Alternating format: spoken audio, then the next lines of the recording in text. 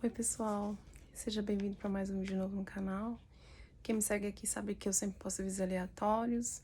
Eu me chamo Priscila Franco e hoje eu vim trazer para vocês aqui uma mensagem de Deus, né? Que se encontra em Efésios capítulo 5, versículo 25, que diz assim: Maridos, ame cada uma a sua mulher, assim como Cristo amou a igreja e entregou-se por ela. Vocês percebem nesse versículo como que é difícil a tarefa do homem, né, dos nossos esposos, de se sacrificar por nós como Jesus se sacrificou por nós na cruz, de amar nós como Cristo amou a igreja.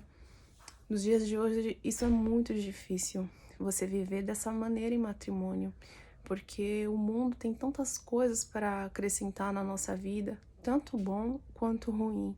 Se você não tiver uma mente equilibrada e pautada na palavra do Senhor em matrimônio, você não consegue se abster de situações, de coisas em matrimônio, você não consegue entender que você precisa sim ouvir a voz do seu esposo quando ele fala para você que certas decisões não são boas para você, que você tem que repensar no que você está querendo, e sobre a educação também dos filhos e no relacionamento também, fora. Eu vim trazer essa mensagem para vocês, mulheres, né, esposas, porque eu lembrei de que quando eu conheci o meu esposo, como que foi. Eu lembro que nós estávamos saindo do shopping, né, e nós éramos amigos, né? Nós não tínhamos nenhum tipo de envolvimento emocional ainda. E eu tava falando com ele, né, sobre um assunto que eu não lembro, uma conversa nossa, e eu tava falando tão alto, e ele falou pra mim assim: Nossa, você fala alto, hein? Fala baixo. Ele falou assim pra mim. E eu me senti tão constrangida naquele momento, envergonhada, e eu fiquei chateada com ele. Eu falei pra ele: Nossa, olha o jeito que você fala comigo, que jeito hostil de falar, que coisa feia. Eu não gostei do jeito que você falou, né? Você fala pra mim eu falar baixo, ninguém fala pra eu falar baixo, eu falo no tom que eu quiser. E eu falei assim pra ele. Ele ficou sem graça, e ele falou assim pra mim: Não, eu só quis dizer que era bom você falar num tom mais razoável para que as pessoas que estivessem ao nosso redor não nos ouvissem, né? Porque ninguém precisa saber da nossa vida, das suas intimidades, né? Aí tá. E aí a gente entrou na perua e estávamos a caminho da igreja. Nosso primeiro encontro foi na igreja praticamente, porque nós saímos do shopping e fomos para a igreja. E eu me lembro que eu fiquei com aquela palavra que ele falou pra mim, né, no nosso primeiro encontro, e eu fiquei tão chateada com ele. Eu falei: esse não é um homem pra mim, porque um homem de verdade não vai falar pra eu falar baixo. Um homem de verdade não vai ficar me corrigindo. Isso não é homem pra mim. Eu já era cristã, eu já tinha mudado muitas coisas na minha vida e já tinha me convertido. E aí eu fiquei com aquela palavra na minha mente, né, da forma com que ele falou pra mim: fala baixo. E aí a gente foi, né, fomos pra igreja, participamos, do culto, foi um culto maravilhoso aquele dia, e depois nós fomos pro ponto que ele ia embora e eu ia vir pra minha casa. Deixei ele no ponto, me despedi dele com um abraço, ele foi embora e eu vim pra minha casa. E eu fiquei remoendo aquilo. Por mais que o resto da noite foi maravilhosa, na igreja e tudo, eu fiquei com aquilo na minha cabeça. Eu falei: esse cara não é homem pra mim, não sei o que, não sei o que. Porque é um homem pra mim, não fala assim comigo pra eu falar baixo, etc e tal. Ninguém nunca falou pra eu falar baixo. Os antigos relacionamentos que eu tive, ninguém falava pra eu falar baixo e blá blá blá. Aí eu peguei e fiquei, continuei, né, conversando com ele, nós se desenvolvemos, né, em um relacionamento de amigos. Aí a gente começou a ter um relacionamento, a namorar. Mesmo com essa divergência, eu comecei a namorar com ele, e ali eu fui começando a entender por que ele falava isso pra mim. Porque ele queria o meu bem. Ele não queria que outras pessoas externas soubessem da minha vida, porque as pessoas, elas só devem saber da nossa vida se for para agregar na nossa vida, se for para nos ajudar, a nos conduzir a fazer boas escolhas. Mas se não for nesse caso, não convém ninguém saber da nossa vida. A gente tem que guardar a nossa vida no particular. Só quem tem que saber é as pessoas realmente que são mais próximas de nós. E ainda assim, se possível, nem comentar com todos. Tentar resolver os nossos problemas sozinhos. E assim que a gente consegue resolver, a gente fala para alguém que a gente teve um problema, a gente conta o testemunho. Mas se não for assim, a gente também não deve nem mencionar as nossas lutas para outras pessoas. Se no caso essas pessoas não puderem agregar em nada, ajudar em nada. E eu aprendi isso com ele, né? E eu vim trazer aqui esse assunto para vocês porque muitas vezes nós somos mulheres rixosas. Nós não damos o braço a torcer. A gente acha que o nosso marido, ele não tem o direito de chamar a nossa atenção quando a gente tá dividindo uma coisa particular com uma pessoa que a gente às vezes acaba de conhecer, ou quando a gente fala da nossa vida até mesmo para pessoas da família que não vão poder agregar na nossa vida em ajudar no assunto, na situação. E, o dever do esposo é esse mesmo. O dever do esposo é aconselhar, é nos reeducar. Porque muitas vezes, quando você conhece alguém, você casa, você tem os seus defeitos, você tem coisas em você que muitas vezes você acha que é o certo, porque você foi criada daquela forma e você tem que permanecer daquela forma. Aquela síndrome de Gabriela, eu nasci assim, eu cresci assim, vou morrer assim.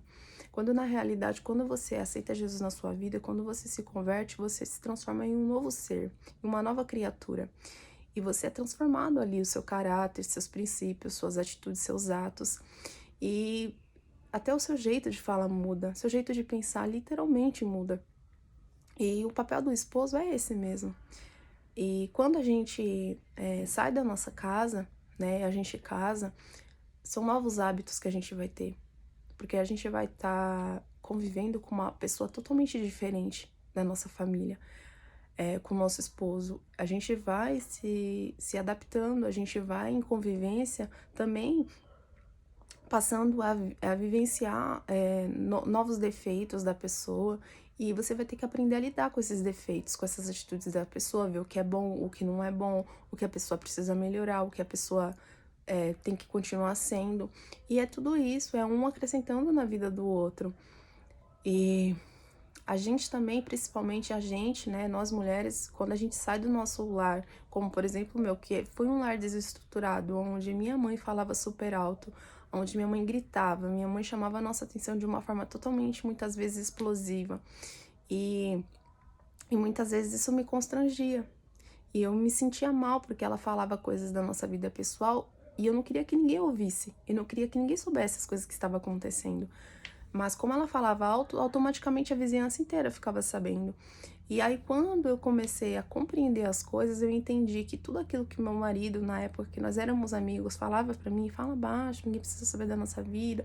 Eu comecei a refletir, eu comecei a repensar, realmente, na época que minha mãe nos criou, que nós éramos pequenos, eu não gostava que minha mãe falava alto, que eu não queria que ninguém soubesse da nossa vida, para não me constranger, coisas particulares nossa, porque agora que ele chamou minha atenção, por que agora eu tô me sentindo mal com isso? Entendeu? Sendo que isso é tudo que eu sempre quis que minha mãe fizesse, né? Falasse baixo. Muitas vezes eu falava pra minha mãe, mãe, fala baixo, você tá falando alto, as pessoas não precisam saber da nossa vida, ouvir as nossas intimidades. E mesmo assim ela persistia e falava alto pra nos constranger muitas vezes, ou porque ela não conseguia falar num tom de voz mais baixo do que o que ela falava de costume, né?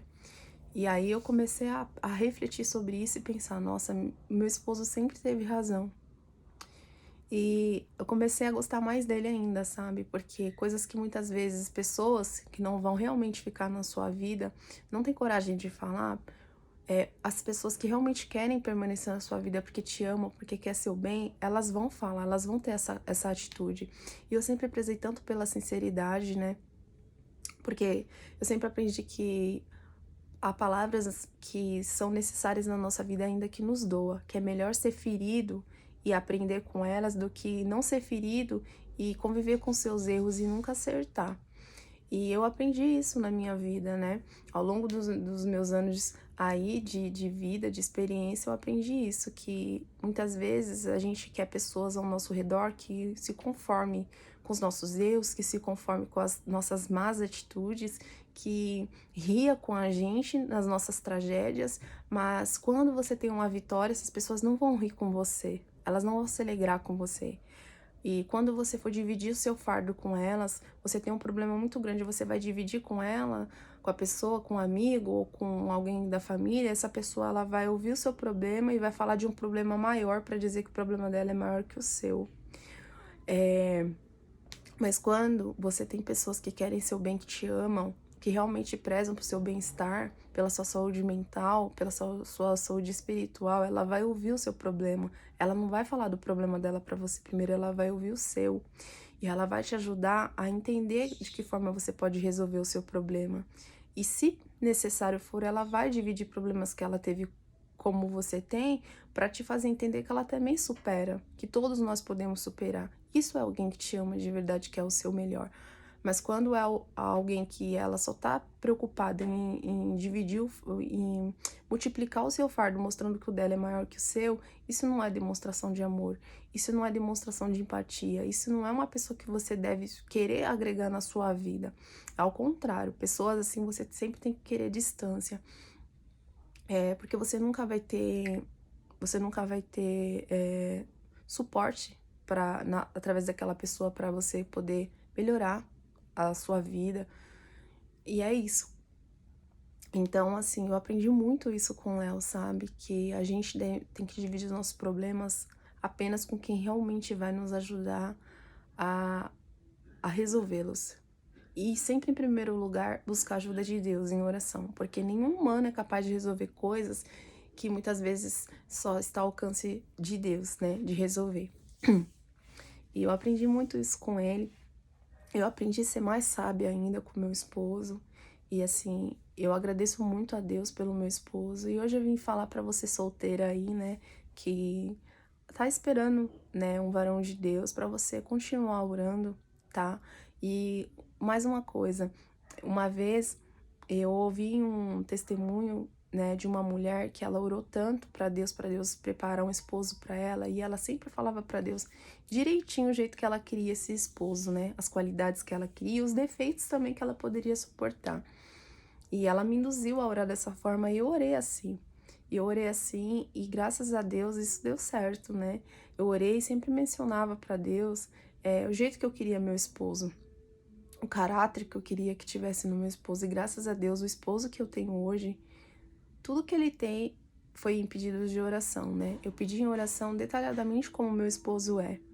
E meu esposo, se hoje ele me compreende, se ele me respeita, se ele me aceita do jeito que eu sou e também acrescenta coisas em mim que podem melhorar em mim e me corrige quando é necessário, e ambas as partes, porque nós também como esposa devemos fazer isso com o nosso marido. É inaceitável você ver seu marido errando, cometendo equívocos, tendo atitudes erradas e você não ser suficiente para ele, para chamar a atenção dele e ele te ouvir. Se você aconselha seu esposo e ele não te ouve, alguma coisa tá errada. Graças a Deus, nesse 1 ano de casado que nós estamos juntos e 3 anos de namoro, que dá o total 4 anos juntos, todas as vezes que eu chamo meu esposo para conversar com ele, ele ouve atentamente a tudo que eu tenho para falar para ele e ele absorve, sabe? E graças a Deus a nossa vida tem dado muito certo por conta disso, porque ele sempre tá disposto a me ouvir, da mesma forma que eu sempre tô disposta a ouvi-lo. Nem sempre foi assim. No início do nosso relacionamento eu era muito relutante, eu não gostava de ouvir, eu só queria falar. E até isso eu aprendi que nós temos 2 ouvidos e uma boca. Então, os nossos ouvidos sempre tem que estar mais atento ao ouvir. E a nossa boca, ela vai falar somente quando realmente for necessário. Então, eu aprendi a ouvir o meu esposo, eu aprendi a ouvir as coisas boas que ele tem a acrescentar na minha vida, e graças a Deus a gente tem dado certo, o nosso casamento tem dado certo para a honra e glória do Senhor por causa disso, porque eu tenho buscado ser uma mulher sábia, eu tenho buscado a renovar as minhas atitudes. Todos os dias nós temos que nos examinar, olhar para dentro de nós e ver onde nós temos errado e onde nós precisamos de conserto. Isso é extremamente necessário. Muitas vezes a gente ouve pautas feministas que nós temos que ser do jeito que nós queremos ser e ponto final, quando na realidade não é assim. A sociedade nos permite realmente ser o que nós queremos ser, mas a palavra do Senhor é muito clara: tudo é lícito, mas nem tudo nos convém. E o que me é conveniente eu faço, o que não me é conveniente, na minha visão, é procedência maligna. Então, eu busco sempre estar vivendo a minha vida pautada na palavra do Senhor, porque é ela que é o meu manual de instrução de vida, é ela que vai fazer com que o meu casamento vá para frente. É ela que vai fazer com que a criação da minha filha vai para frente. É ela que vai fazer com que a minha convivência na sociedade vai para frente. É ela que vai me fazer todos os dias ser transformada em uma mulher e uma pessoa melhor. E é isso, gente. É esse vídeo que eu estou gravando aqui para vocês. Eu espero que tenha realmente edificado a vida de quem tá assistindo. Você que é mulher casada, você que é mulher solteira, que tá buscando no Senhor, ore. Peça para Deus que o Senhor venha realmente colocar uma pessoa na sua vida que tenha todos os atributos segundo o coração de Deus. Porque quando eu orei, eu sempre pedi para Deus isso, que o Senhor me preparasse alguém que tivesse um caráter transformado, do qual eu pudesse olhar as atitudes do meu esposo e ver as atitudes dele, as atitudes que Jesus teria. E é isso, é sobre isso.